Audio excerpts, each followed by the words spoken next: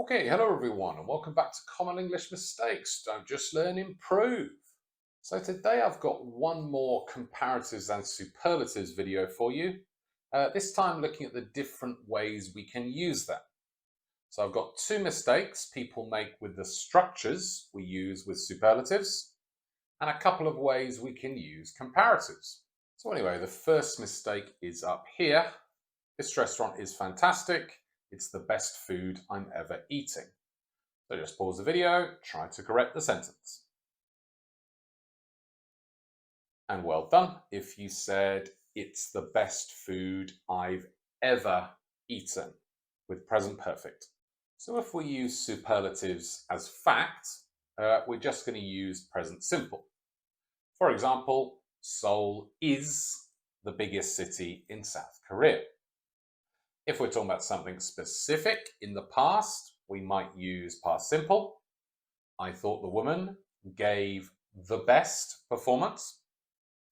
But anytime we're talking about our lives and our experiences, we're going to use present perfect. Because we're not saying when and our lives are unfinished, but more simply and easier, just remember to use present perfect to talk about your own experiences. And also, we don't usually do this in affirmative sentences. It's quite natural to use the word ever. It's the best food I've ever eaten. And we don't just have to use it for us personally. You could also say the James Webb Space Telescope is one of the most incredible things humans have ever created. So that's the first mistake I hear. The second with superlatives is here. Bangkok is one of the most exciting cities in the world. Just pause the video, try to correct this sentence. And well done if you said Bangkok is one of the most exciting cities in the world. One of superlative plus plural.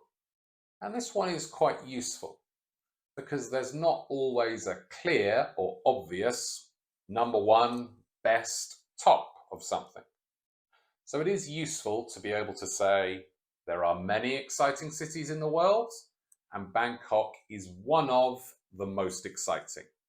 Just make sure you say one of the superlative plus a plural. That's where the mistake gets made. And you can combine these two structures together and say, for example, Sevilla is one of the most beautiful cities I have ever visited. And, if you're doing an exam like FCE, you can use this and it will impress the examiner. A lot of good stuff going on there. So those are two useful structures we use with superlatives. Let's look at how we can use comparatives. Firstly, it's April here in Lisbon and it's starting to get hotter. We can use get with a comparative to say when there's a change. And you can say, for example, his English is getting better, improving, or the situation is getting worse, deteriorating. And if you want to emphasize this, you can do the same thing, but with get, comparative, and repeat the comparative. So, for example, his English is getting better and better. Very strong language.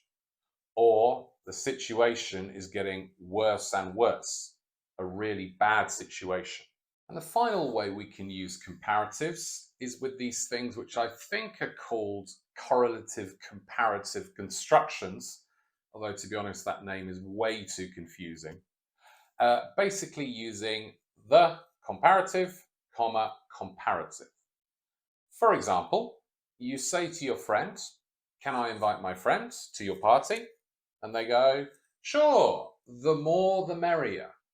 This is a nice phrase to say, yeah, people are welcome to an event. So that's a set expression that you just need to learn and don't change any of the words. But a common way we use this is with the better. For example, the more exercise you do, the better. And another common way we use this is with the comma, the sooner, whatever it is. So, for example, your teacher says to you, the quicker you finish, the sooner you can leave. Or we can just use them to make factual statements. For example, the higher the altitude, the thinner the air. This is a bit more specific and more difficult to construct, but that's how it is. So those are 4 ways we can use comparatives and superlatives. The first 3 are very important. You're going to need these. The last one is more just a bit of fun, but if you can use it, it does make you sound very good at English. No exercises today because it's kind of difficult to practice these, but I've got 4 sentences here I would like you to complete. And if you like, write them in the comments and I can check them. Always do that, guys. I'm interested to hear what you've got to say. Other than that, I'll see you for another video in the next couple of days. So until then, see ya.